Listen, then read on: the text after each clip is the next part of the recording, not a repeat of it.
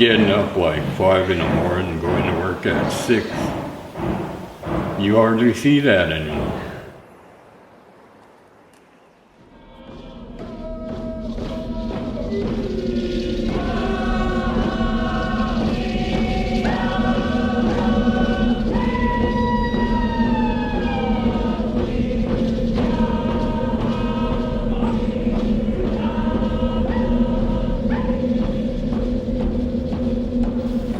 We used to have a lot of sailboats here at Kake before.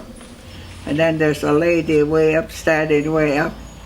Like if we're going to work on dog salmon, then she opens up the bin where they put the dog salmon, humpies and all like that. Oh, it was awesome. It was awesome. Back then it had good tires, good everything. And it was always running every day. Got a lot of people. We moved a lot of people during the seasons.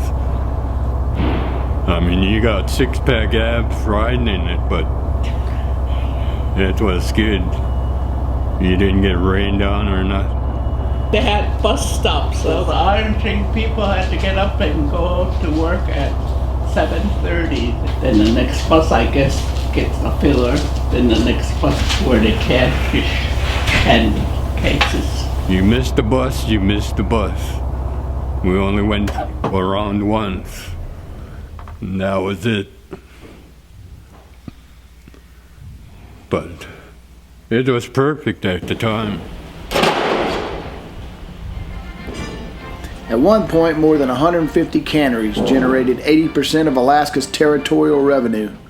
Kake is home to one of the few remaining canneries on the National Register. With vision and hard work, it will again be an economic driver for the village, showcasing a unique culture in one of the world's most diverse ecosystems. This is the story of a community coming together to salvage a vital part of history, of building a sustainable future.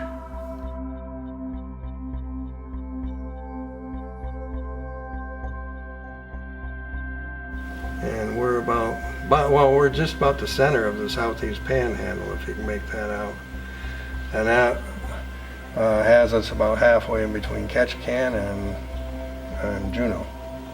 So we're located right in the heart of the southeast, which is also the Tongass National Forest. The 24th of December 2014, after going back and forth with BIA, I received a call to give them a shout during the course of the day, and we were given a great little Christmas present, which injected a very good sum of money into the stabilization, which our reason for that stabilization, besides historic preservation, was also environmental protection.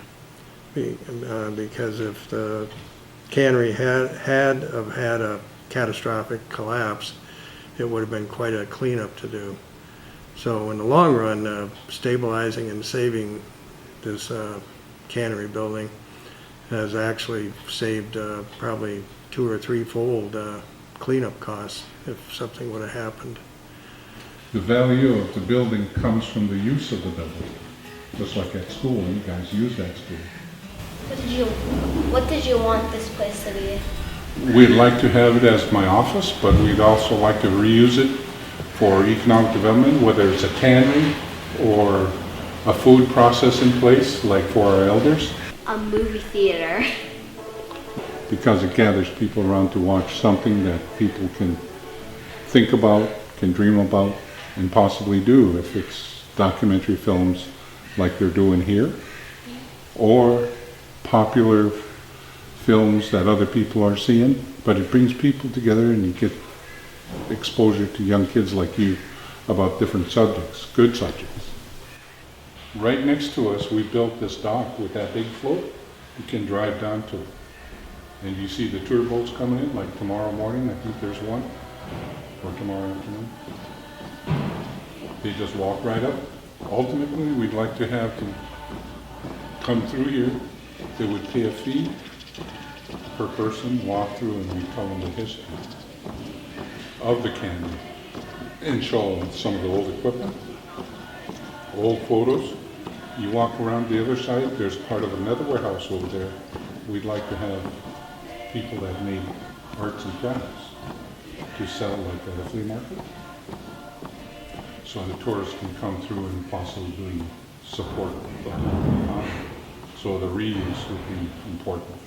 So when we're breathing life back into these two big complexes, I think it's gonna breathe new life into our economy. A lot of people think it's just weaving art, but it isn't, because it's a way of life that I've learned how to live. And I know it's going to be a part of that resurgence of, old knowledge.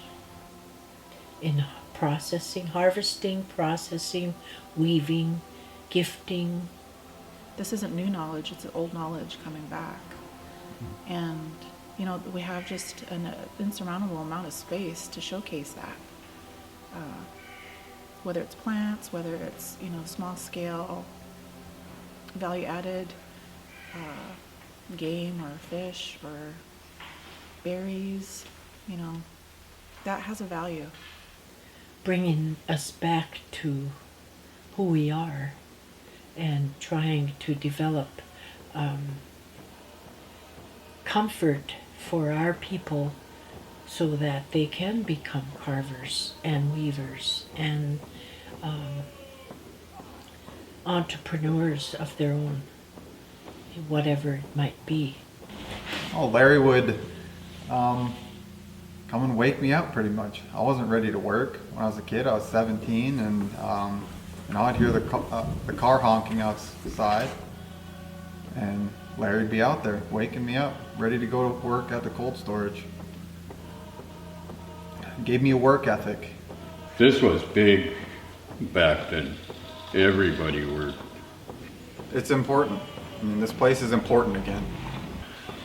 But I made the choice in staying there and working here. And which made me kind of proud of our village. This is an important time for Kake. It's my goal to have our offices in the cannery where there's a ton of space, and keep the mess hall open for additional programs that we can bring into the community. Yeah, I mean, I don't think anybody in this community would have thought that this building would turn into a place to share. It will be here. And I think they're going to enjoy it just as much as I did.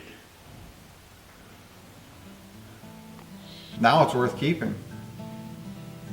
I mean, I think this place could be taken wherever the community would want it to be.